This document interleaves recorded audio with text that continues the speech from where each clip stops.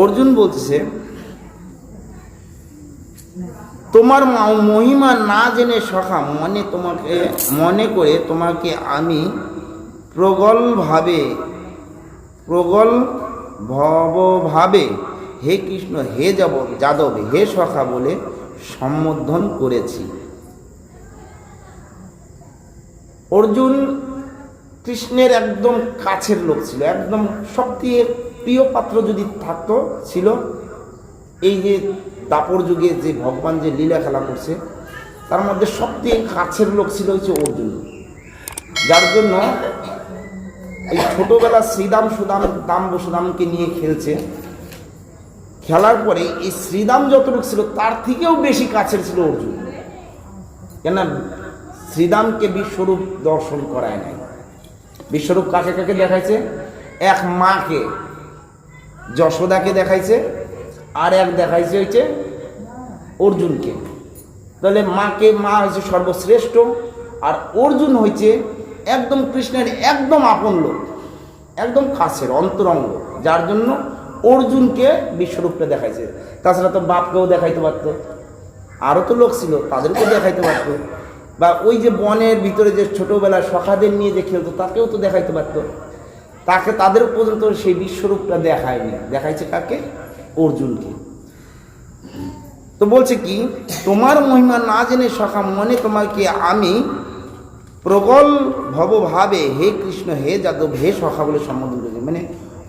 ওর সাথে যে একটু আগে কথা বললাম যে সম্বন্ধটা করছে, সেই সম্বন্ধতে হে কৃষ্ণ, হে যাদব একদম আপন। কিন্তু সে যে ভগবানের স্বরূপ যে আচরণ করতে লাগে, সেই আচরণটা অর্জুন করেনি। অর্জুন এই আচরণটা করেনি দেখেই অর্জুনের প্রিয় পাত্র। বলেছি একটু আগেই বললাম যে ভগবানের সাথে যেই দিন তুই আর আমি হয়ে যাবি, একদম কাছের লোক হয়ে যেতে পারবে, সেই দিনই ভগবানের একজন অন্তরঙ্গ বন্ধু হতে পারে। যার জন্য ওই বনের ভিতরে যখন ছোটবেলায় খেলাধুলা করতো, ওই কাঁধে নেওয়ানো ওই খেলা খেলতো যে ভক্তদের পাও যাতে বুকে লাগে, চরণ যাতে লাগে, এই জন্য খেলা খেলতো ছোটবেলা, তাই তো? এই জন্য এই প্রিয় সখাদেরকে তারা ভক্তের অন্তরঙ্গ কাছে রাখতো। তা অর্জুনকেও ওই রকম রাখছে দেখে যখন বিশ্বরূপটা দর্শন করাইছে, তখন না জেনে না বুঝে অর্জুন বিলাপ করতেছে যে আমি তোমাকে না জেনে না বুঝে তোমাকে একদম এত কাছের ভেবে নিয়েছি, আমাকে ক্ষমা করে দিয়ে। প্রমাদবশত অথবা প্রণয়বশত আমি যা কিছু করেছি তা তুমি দয়া করে আমাকে ক্ষমা করো। বিহার, শয়ন, উপবেশন, ভোজনের সময় কখনো একাকী, কখনো বন্ধুদের সমক্ষে আমি যে তোমাকে অসম্মান করেছি, হে অচ্যুত, আমার যে সমস্ত অপরাধের জন্য তোমার কাছে ক্ষমা প্রার্থনা করছে। অর্জুন এখন বিলাপ করছে।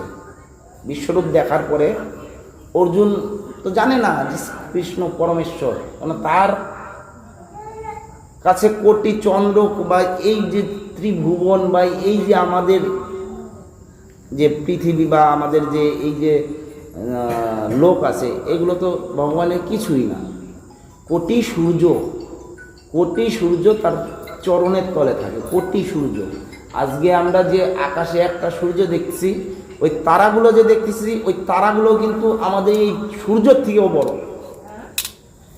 এই তারাগুলো আমাদের সূর্যের থেকে বড়, তারাগুলো আমাদের সূর্যের থেকে তাপ বেশি, কিন্তু অনেক দূরে। তো এরকম এই যে অন্তরিক্ষ বা এই যে বিশ্বব্যাপীটা, এটা থাকে ওর শ্রীকৃষ্ণের পায়ের নখের নিচে, আঙুলের নিচে থাকে।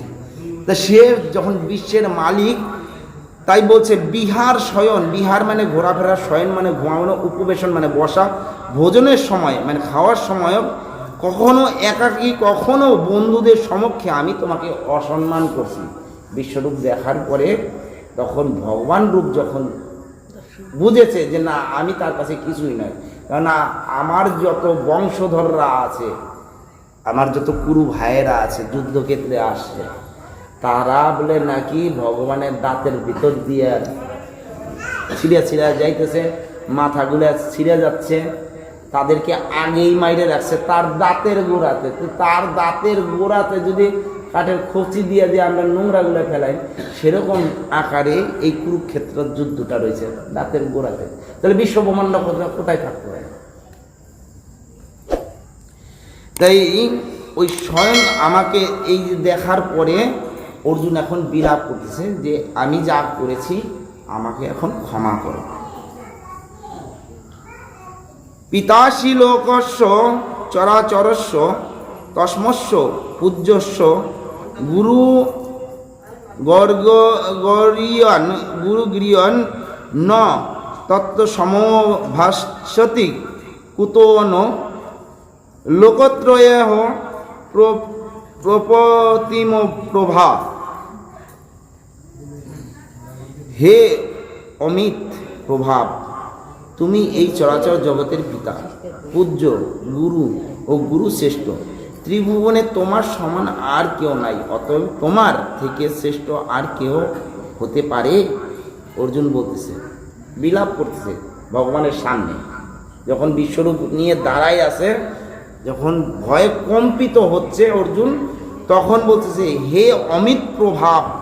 অমিত মানে অসীম প্রভাব, অমিত প্রভাব, তুমি এই চরাচর জগতের পিতা। একটা জিনিস বলছে কি, তুমি এই চরাচর জগতের পিতা, এই বিশ্ব ব্রহ্মাণ্ডে তিনি একাই পুরুষ, আমরা সকলেই প্রকৃতি বা নারী। আপনারা যে মহিলারা বসে আছেন, আপনারা শুধু নারী নয়, আমরাও সেই জায়গাতেই পড়ে আছি, কারণ আমরা ভগবানকে সেবা যত্ন করি, তার পূজা অর্চনা করি। দেখবেন আমাদের বর্তমানে আমরা জায়গায় জায়গায় ঘুরি, তো বা এই কয়দিন ধরে ঘুরলাম, এখনও দেখি, আমার বলতে দ্বিধা নাই, কালকে যদি মাইর খাই তাতেও আমার অসুবিধা নাই। আমাদের পুরুষরা নারী সাজে, হাতে শাখা, মাথায় সিঁদুর দেয়, এমনকি ভগবানের সামনে যখন নিবেদন করে তখন এটাকে ঘোমটা দিয়ে থাকে, এরকমভাবে ঘোমটা দিয়ে ভগবানকে নিবেদন করে, তার মানে কি প্রকৃতি সাজে ঘোমটা দিয়ে। আর আজকে আমরা কয়েকদিন যাবৎ আমরা এই যে পাড়া বৈরা নগর কীর্তন করলাম, কারো কারো বাড়িতে গিয়েছি, দেখেছি তো কারো কারো অভ্যাস, বদ অভ্যাস, এগুলো বদলাও। আমাদের প্রকৃতি স্বাস্থ্য হবে প্রত্যেকটা ব্যক্তিকে। আমরা যখন মন্দিরে প্রবেশ করি, ভগবানকে যদি দিতে হয়, হয় রূপ দিয়ে দাও, নলে যৌবন দিয়ে দাও, হয় এত সুন্দর করে তুমি সাজো যে সে যেন মোহিত হয়, নাহলে তুমি পুরাটাই বিবস্ত্র হও, সে যত মোহিত হয়, তার কাছে বিনম্র মতো হয়। আর ওরকমভাবে যেরকমভাবে আসে, ওর নাম দেখার মতো আছে না বোঝার মতো আছে, খারাপ কিছু পায়ের না। কালকে আমাকে পাড়ায় গেলেই মার দিবে, আমাকে পাড়ায় গেলেই কালকে মার দিবে, একদম সোজাসুজি কথা বলবি।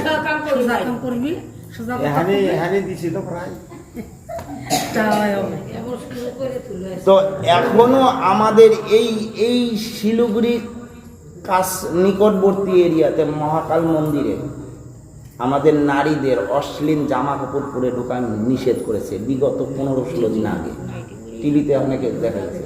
তা আমরা ভগবানের সামনে যখন যাব, হয় আমরা রূপে সুসজ্জিত হয়ে যাব। আজকে মায়াপুরে দেখো, ইংরেজরা এসে কত সুন্দর শাড়ি পরে, টিকা পরে, দিব্যি টনটনায় নাচতেছে, টনটনায় নাচতেছে ভগবানকে মোহিত করার জন্য। আর ওই যে স্নান করতে গেছিল সখীরা, সেইখানে যখন নদীতে স্নান করেছিল, বস্ত্র হরণ করেছিল, তখন কিন্তু তারা সর্বস্ব দান করেছিল। হয় ওরকম সর্বস্ব দান করো, নইলে রাধারানীর মতো রূপবতী হয়ে সুন্দরভাবে তার কাছে গিয়ে দাঁড়াও, যাতে তোমার রূপে মোহিত হয়ে তোমার উপরে কৃপা বর্ষণ করে। সমাজকে কেউ বদলাবে না, আমাদের এই ভগবান এসে বদলাবে না, সমাজকে বদলাতে হলে আমাদেরই বদলাতে অবশ্যই।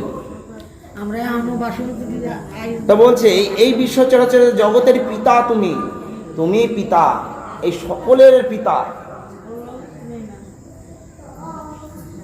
পূজা সকলেই আমরা পূজা করি, ভগবানই একমাত্র আমাদের পুরো পূজা করে না, কিন্তু ভগবান সবার পূজা করে। ভগবান যদি সবার পূজা না করতে, তাহলে আমরা এখন পর্যন্ত জীবিত থাকতে পারতাম না। সে নিত্য প্রতিনিয়ত পূজা আচরণ আচরণ বৃদ্ধির সাহায্যে আমাদেরকে বাঁচিয়ে রাখছে। পূজ্য গুরু, তুমি গুরু। বিশ্ব চরাচরে ওই যে মহাপ্রভুকে কে মন্ত্র দিবে? কে দিবে মন্ত্র? যার কাছে মন্ত্র নিতে গেছে বলে আমি কি মন্ত্র দিব? রামচন্দ্র যার কাছে মন্ত্র নিতে গেছে, রামচন্দ্র সে গুরুদেবী বলে আমি কি মন্ত্র দিব। শ্রীকৃষ্ণ যাকে মন্ত্র দিতে গেছে সেই বলতেছে আমি তোমাকে কি মন্ত্র দিব? তুমি বিশ্ব চরাচরে গুরু, কিন্তু আমাকে জীব শিক্ষার জন্য আমাকে রূপ ধরতে হবে, তো আমাকে দিতে হবে। তো আজকে যদি কেউ আমাকে গুরু মন্ত্র না দেয় তা কেউ তো নিবে না। তাই উনি আপনি আচরি ধর্ম জীবেকে শিখাইছে, নিজে আচরণ করছে, নিজে আচরণ করে জীবকে শিক্ষা দিছে। অনেকে বলে যে হ্যাঁ তোদের কৃষ্ণ না 16,000 গোপী নিয়ে নাচছে, তো তোরা পারবি নাচতে? তোরা পারবি নাচতে? কৃষ্ণ একবারে 16,000 গোপিনের কাছে একা কৃষ্ণ গিয়ে তাদের সঙ্গে নাচতে পারছে। তা আমার মতো একটা পাপিষ্ট মাপিষ্ট একটার থেকে 2টার কাছে গেলেই কবে গোবিন্দ পাই, কবে না? আর একা কৃষ্ণ এতগুলো নাচেছে, তোরা যা ওরকম পারবি? আচ্ছা কৃষ্ণ অন্তর্ধান হইতে পারছিল, তুই পারবি? কথা পড়ে তুমি গুরু শ্রেষ্ঠ, ত্রিভুবনে তোমার সমান আর কেউ নাই। তাই কি আছে নাকি? ভগবানের সমতুল্য আর কেউ নেই। অতএব তোমার থেকে শ্রেষ্ঠ অন্য কেউ হতে পারে? কেউ হতে পারে না। তুমি সমস্ত জীবের পূজ্য পরমেশ্বর ভগবান, তাই আমি তোমার দণ্ডবৎ প্রণাম করে তোমার কৃপা ভিক্ষা করছি, তোমার কৃপা ভিক্ষা করছি। হে দেব, পিতা যেমন পুত্রের, সখা যেমন সখার, প্রেমিক যেমন প্রিয়ার অপরাধ ক্ষমা করে, তুমিও সেইভাবে আমাকে ক্ষমা করতে সমর্থ। এবার অর্জুন এই যে কুরুক্ষেত্রের মাঠে গেছে, ওই যে নিজের বংশধর দেখে ও যে গান্ডীব ছেড়ে দিছে, আমি আর যুদ্ধ করব না, আমি আর যুদ্ধ করব না, কেননা যাদেরকে মারবো তারা তো আমারই নিজের। বা জীব হত্যা যদি দেখা যায়, জীব হত্যা মহাপাপ, যদি গ্রন্থ খুলেন বা যে কোনো জায়গাতেই দেখা যায় যে জীব হত্যা মহাপাপ, সে আমার জাতি ভাই হোক বা একটা জীবই হোক, জীব হত্যা মহাপাপ। তো এই জন্য গান্ডীব ধনুর্ধারী ছেড়ে দিছে, সে যুদ্ধ করবে না, না করে দিছে যে আমি আর যুদ্ধ করব না। তারপরে শ্রীকৃষ্ণ এত জ্ঞান দিছে, এত জ্ঞান দিছে, লাস্ট পর্যন্ত তাকে বিশ্বরূপ দর্শন পর্যন্ত করাইতে হয়েছে যে আমি সর্বকিছু, আমার মুখের ভিতরে সবাই মৃত আছে। তো অতএব তুমি উপলক্ষ, তোমাকে যুদ্ধ করতে হবে। তুমি একজন ক্ষত্রিয়, যার যেটা কাজ, মানে ব্রাহ্মণ, ক্ষত্রিয়, বৈশ্য, শূদ্র, এটা জাতের বিচার নয়, এটা নিজের ভিতরেই আছে। ওইটা মানুষের লোক চলাচলে দেখানো দিক দুইটা থাকে, হাতের একটা তাল, একটা মানে একটা পিঠ, একটা পেট, দুই পাশ থাকে, দুইটা দুই রকম থাকে, একটা বহিরঙ্গ, একটা অন্তরঙ্গ। জাতির বিচার করতে গেলে মানে ব্রাহ্মণ, ক্ষত্রিয়, বৈশ্য, শূদ্র, এটা যদি দেখানো যায় যে মুচি চামার অশুদ্ধ মানে শূদ্র, আবার যে ব্রাহ্মণ সে পূজা করে, যে বৈশ্য সে ব্যবসা করে, যে ক্ষত্রিয় সে যুদ্ধ করে, এগুলো সব নিজের ভেতরেই আছে, বাইরের জগতে নাই। যদি বাইরের জগতে দেখো যে জুতা সেলাই করে সেও ভগবানের নাম নেয়, আর যে পূজা করে সেও ভগবানের নাম নেয়। ভগবানের কাছে প্রত্যেকটা ব্যক্তি সমান। যখন বিচার হয়, সে যে ব্যক্তি ভগবানকে মানে না সে মুচির থেকেও খারাপ। যে ব্যক্তি ভগবানের নাম নেয়, জবন হরিদাস, যে ব্যক্তি জবন হরিদাস, মুচির ঘরে জন্ম, মানে ঈশের ঘরে জন্ম, জবনের ঘরে জন্ম, সে জবনের ঘরে জন্ম, যাই হোক জন্ম হয়নি, পালিত হয়েছে। তো কথাটা ওইখানেই আসি। তো জবনের ঘরে পালিত হয়েছে, কিন্তু সে প্রকৃত একজন ব্রাহ্মণের থেকেও বড় গুণে দেখাইছে। ত্রেতা দাপর যুগেই কৃষ্ণ যখন অর্জুন যখন যজ্ঞ করবে, তার জন্য নিমন্ত্রণ দিতে বলছিল কাকে? কোন মুচিকে? রুহিদাস মুচিকে। এই রুহিদাস মুচি তো তাকে নিমন্ত্রণ করছে, তাহলে কত বড় সে একজন ভক্ত। আর যারা ব্রাহ্মণ আছে তারা যদি যেখানে সেখানে পয়রা টুলটুল টুলটুল করে, তারা মুচির থেকেও খারাপ। তা জাতির বিচার করতে হয়। বেশভূষা বা ওই যে চটি সেলাই করে সে মুচি, আর যে পূজা করে সে ব্রাহ্মণ নয়। তারা কি ব্রাহ্মণ হয়? যে ব্রাহ্মণ খেয়ে দিয়ে রাস্তার ভিতরে এক ঠ্যাং উপর দিকে দিয়ে আর এক ঠ্যাং নিচের দিকে দিয়ে পড়ে থাকে, সে কি ব্রাহ্মণ হয়? তাই বলছে তুমি সমস্ত জীবে পূজ্য পরমেশ্বর, তাই আমি তোমার কাছে দণ্ডবোধ করে ক্ষমা ভিক্ষা করছি। তুমি আমাকে ক্ষমা করে দাও। এত কিছু তোমার কাছে আমার জানা প্রয়োজনই ছিল না, আমাকে ক্ষমা করে দাও। তোমাকে কারণে এত ক্লেশ, মানে এত ব্যথা দিয়েছি, তুমি আমাকে ক্ষমা করে। হে দেব, পিতা যেমন পুত্রকে ক্ষমা করে, একটা ভুল যদি ছেলে করে হয়তো রাগানি দেয়, একটা থাবড় দিয়ে, তারপরেও কিন্তু ক্ষমা করে দিয়ে তাকে বুকে টেনে নেয়। সখা যেমন তার সখার ক্ষমা করে। একজন বন্ধু, প্রকৃত বন্ধু, একটা বন্ধু ভুল জায়গায় গেলে তাকে উঠাই নিয়ে এসে তাকে বুকে জড়ায় দেয়। প্রেমিক যেমন তার প্রিয়ার ভুল ত্রুটিগুলো সম্ভ্রম করে।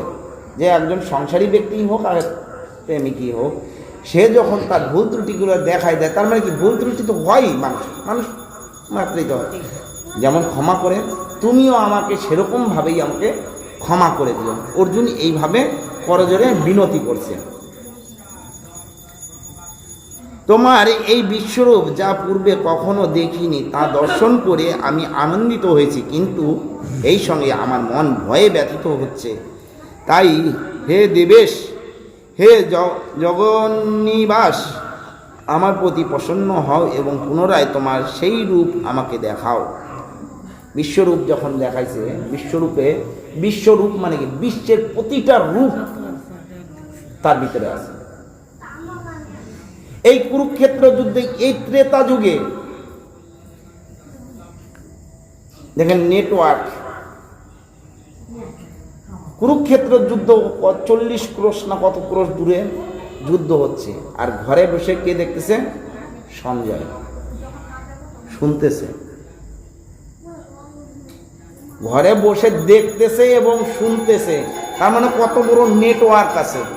মোবাইলে যেমন আমরা দিল্লি থাকলেও এখানে বসে কথা বলি, দেখি, তো তখনকার কত বড় নেটওয়ার্ক ছিল। যে নেটওয়ার্ক দিকে বর্তমান যুগে এই মোবাইলের আবিষ্কার। যে 40 ক্রোশ দূরে যুদ্ধ হচ্ছে, সেই যুদ্ধ ঘরে বসে সঞ্জয় দেখাচ্ছে ধৃতরাষ্ট্রকে। এই ধৃতরাষ্ট্র মানে না চোখে দেখতো, কানে শুনতো, চোখে দেখতো না, মানে কানে শুনতো, চোখে দেখাচ্ছে না, শুনে আসছে ভাই। মানে ও দেখাই দিচ্ছে সঞ্জয়, মানে দিব্য জ্ঞান সঞ্জয় পাইছে। আর কে পাইছে? অর্জুন। ভগবানকে দেখার মতো, এই বিশ্বরূপকে দেখার মতো। তাই এই বিশ্বরূপ দেখে এখন অর্জুন ভয়ে কম্পিত হচ্ছে, ভয় পাচ্ছে। কেন? প্রত্যেকটা জিনিস একদম নিচু কীট থেকে, এই যে পোকামাকড়গুলো পুরো আছে, এগুলোও আসছিল ওই বিষয়ে। আমার দুই চোখে কি, মানে আমার এই চোখ দিয়ে আমি ওই নিরুদের বাড়ির ওই পাশে কিছু দেখতে পারি না, তার আর কয়টা মুখ দেখবো? বিশ্বের রূপ আছে পুরো প্রকৃত পরম, মানে যা বিশ্ব চলাচলে আছে সব কিছু তার ভিতরে ছিল। তাই অর্জুন দেখছে, দেখে ভয়ে কম্পিত হচ্ছে। আপনারা তো বিশ্বরূপের অনেক ছবি দেখছেন, তার ভিতরে হাতির মাথা, গজের মাথা, এর মাথা, ওর মাথা দু আছে না, দেখছেন না? হনুমানের মাথা, ভগবানের মাথা, বিষ্ণু মানে ব্রহ্মার মাথা, সবারই মাথা আছে, সবারই হাত আছে, সবারই পা আছে।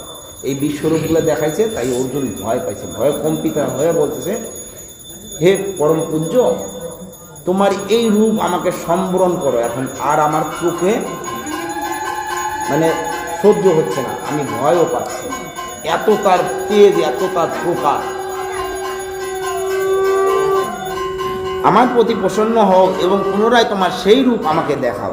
আমার প্রতি প্রসন্ন মানে খুশি হয়ে আমাকে সেই তুমি যে আগের যে কৃষ্ণ ছিলা, আমার যে আগের যে সেই বন্ধু ছিলা, সেই রূপটা আমাকে দেখাও। এখন আকুতি মিনতি করতেছে। হে বিশ্বমূর্তি, হে সহস্রবাহ, আমি তোমাকে পূর্বত সেই কিরীট গদা ও চক্রধারী রূপে দেখতে ইচ্ছা করি। এখন তুমি তোমার সেই চতুর্ভুজ রূপ ধারণ করো। বিশ্বরূপ যখন দেখা যায় তার সব ভুজ আছে, এখন বলছে তুমি সব কিছু সম্বরণ করে তোমাকে সেই শঙ্খ চক্র গদা পদ্মধারিণী সেই চতুর্ভুজধারী রূপ আমার সামনে এসে দাঁড় করা। আমি সেই রূপ দেখতে চাই, আমি আর এটা সহ্য করতে পারছি না।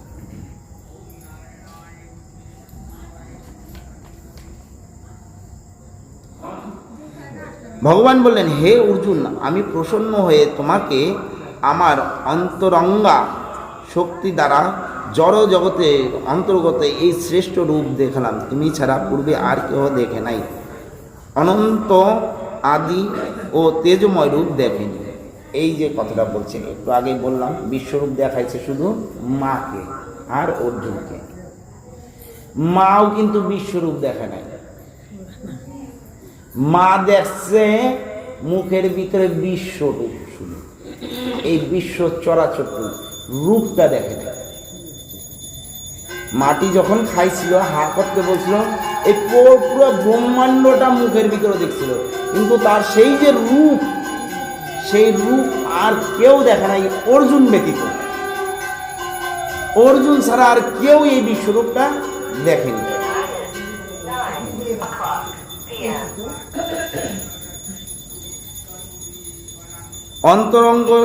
অন্তরঙ্গা শক্তি দ্বারা জড় জগতের আমি তোমার প্রসন্ন,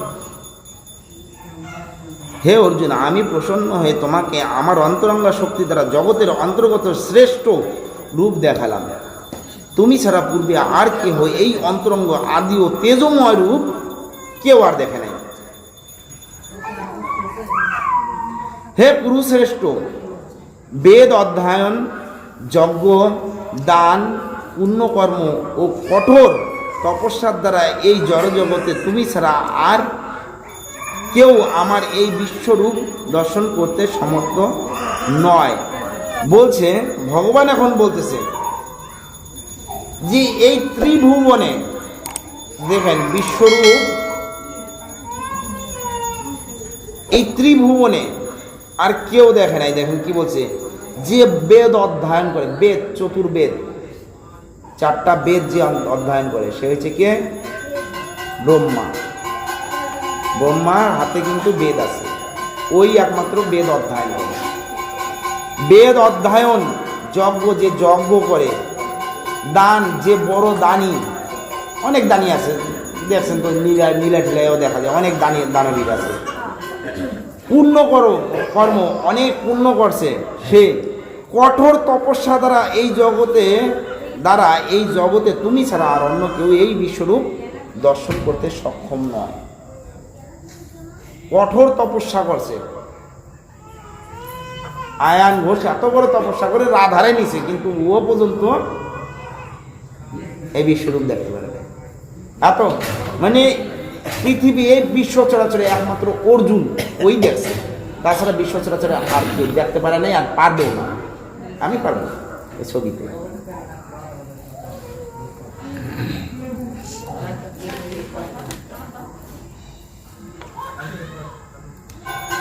আমার এই প্রকার ভয়ঙ্কর বিশ্বরূপ দেখে তুমি ব্যথিত ও মোহাচ্ছন্ন হইও না। সমস্ত ভয় থেকে মুক্ত হয়ে এবং প্রসন্ন চিত্তে তুমি পুনরায় আমার সেই চতুর্ভুজ দর্শন করে। এবার ভগবান বলতেছে, তুমি ব্যথা পাইও না বা ভয় পেও না, আমি আমার সেই চতুর্ভুজ রূপী নারায়ণ যে রূপ আছে বা কৃষ্ণ রূপ আছে, সেই রূপ আমি দর্শন তোমাকে করাচ্ছি। সঞ্জয় উবাচ, ধৃতরাষ্ট্রের কাছে ধৃতরাষ্ট্রকে যে বলতেছে, যে সব কিছু শোনাচ্ছেন ধৃতরাষ্ট্রকে, যে কুরুক্ষেত্রের মাঠে কি হচ্ছে, সেই সঞ্জয় উবাচ, সঞ্জয় বলতেছে, মহাত্মা বাসুদেব অর্জুনকে এইভাবে বলে তার চতুর্ভুজ রূপ দেখলেন। সঞ্জয় ধৃতরাষ্ট্রকে বললেন, মহাত্মা, বাসুদেব অর্জুনকে এইভাবে বলে তার চতুর্ভুজ দেখালেন এবং পুনরায় দ্বিভুজ সৌম্য মূর্তি ধারণ করে ভীত অর্জুনকে শান্ত করলেন। সঞ্জয় ধৃতরাষ্ট্রের কাছে যে দাঁড়াইয়া কুরুক্ষেত্রের কথাটা যে বলতেছে, সেই ধৃতরাষ্ট্রকে এখন বলতেছে যে সে যে বিশ্বব্রহ্মাণ্ড মানে বিশ্বরূপটা দেখাচ্ছে, সেই বিশ্বরূপ সংবরণ করে চতুর্ভুজ রূপ নিছে। চতুর্ভুজ থেকে এখন দ্বিভুজে সেই আগের রূপে আশ্বস্ত করলেন। দ্বিভুজ সৌম্য ধারণ করে তার ভীত অর্জুনকে শান্ত করলেন। এবার সেই আগের শ্রীকৃষ্ণ হয়ে অর্জুনকে শান্ত করলেন। সঞ্জয় এগুলোর কথা ধৃতরাষ্ট্রকে বলছে। অর্জুন বাচ, এবার অর্জুন বলবেন, দৃষ্টেদং মানসং রূপং তব সৌম্য জনার্দন ইদানীমস্যি সর্ববিতং সচেতং প্রকৃতং গতং। অর্জুন বললেন, হে জনার্দন, তোমার এই সৌম্য মানুষ মূর্তি দর্শন করে এখন আমার চিত্ত স্থির হলো এবং আমি প্রকৃতিস্থ হলাম। এরপরে অর্জুন শান্ত হলেন, নির্ভয় হলেন এবং মনে হলো যে অনেক পরিশ্রম করার পরে যে মানুষের একটু বসে যে হাঁপ ছাড়ে, সেই হাঁপ ছাড়ার মতো একটু ক্ষান্ত হলেন। সে আগের যে বিশ্বরূপ দেখছে, যে কম্পিত ভয়ভীত ছিল, সেখান থেকে নিবৃত্ত করলেন এবং নিজেকে শান্ত করলেন।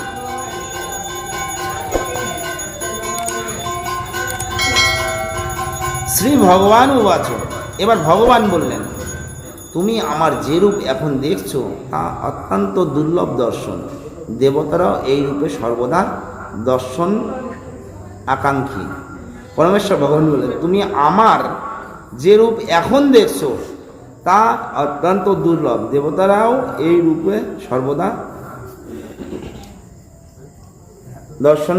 দর্শনাকাঙ্ক্ষী। এইবার যে ভগবান, সে তো সব রূপই ধারণ করতে পারে। সে নারী রূপও ধারণ করতে পারে, সে বৃক্ষরূপও ধারণ করতে পারে, সে রাধিকার রূপও ধারণ করতে পারে, এই যে মাসির রূপও ধারণ করতে পারে, কোনো অসুবিধা নেই। এইবার বিশ্বরূপ থেকে যে রূপটা ধারণ করছে, এই রূপটা আবার কেউ দেখে নাই। এই রূপটাও আবার ব্রহ্মা আদি দেবগণ যত আছে তারাও এই রূপ দেখে নাই। হয়তো কোনো ভঙ্গি ঠঙ্গি নিয়ে আসছিল, এই রূপও অর্জুনকে বললেন, এই রূপও কেউ দেখে নাই। তোমাকে যে আমি দেখালাম, কেন সে একদম অন্তরঙ্গ প্রিয় কাছের পাত্র। এই রূপটা তোমাকে যা দেখালাম, এই রূপও কেউ দেখে নাই। তুমি আমার দিব্য চক্ষু দ্বারা আমার যে রূপ দর্শন করেছে, এই প্রকার আমাকে বেদ অধ্যয়ন তপস্যা দান পূজা দ্বারা কেউ দর্শন করতে সক্ষম হয় না। মানে ভগবান বলতেছে অর্জুনকে যে আমি যে তোমাকে দিব্য রূপটা দিছি, চক্ষুটা দিছি, আমি যে আমার থেকে যে তোমাকে দিব্য চক্ষুটা দিছি, এই দিব্য চক্ষু দেওয়ার ফলে তুমি বিশ্বরূপ দেখছো। এইবার ভগবান সেই বিশ্বরূপ থেকে চতুর্ভুজ রূপ ধারণ করছে, চতুর্ভুজ থেকে দ্বিভুজ রূপ ধারণ করছে। এইবার দ্বিভুজে কিন্তু ভগবানকে বাঁশি নিয়ে অনেকে দেখছে, কিন্তু দ্বিভুজে চক্র নিয়ে কাউকে দেখে না, কাউকে দর্শন দেয় না। দ্বিভুজে ভগবান চক্র হাতে, ভগবানের যে সুদর্শন চক্র, সেই সুদর্শন চক্র কিন্তু কাউকে দেখায়নি। এই আগেরটাই বলছে যে সুদর্শনম রূপম দৃষ্ট নাবিশ মামাম, মানে তুমি এরকম রূপ দেবতারাও দেখে নাই, এই সুদর্শন রূপ দেখে নাই, সুদর্শনধারী মানে এই রূপ দেখে নাই। যারা অধ্যয়ন তপস্যা ধ্যান পূজা কেউ দর্শন করতে পারে নাই এই রূপ, যেটা আমি তোমাকে দিব্য চক্ষুর দ্বারা তোমাকে যে রূপটা দেখাইলাম। হে অর্জুন,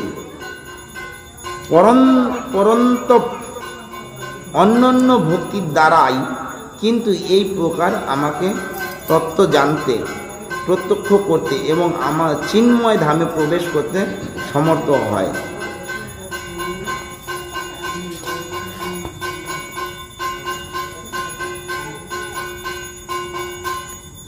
হে অর্জুন, যিনি আমার অকৈতব সেবা করেন, আমি তার প্রতি নিষ্ঠাপরায়ণ, আমার ভক্ত, জড় বিষয়ে আসক্তি রহিত এবং সমস্ত প্রাণীগণের প্রতি শত্রুভাব রহিত, তিনি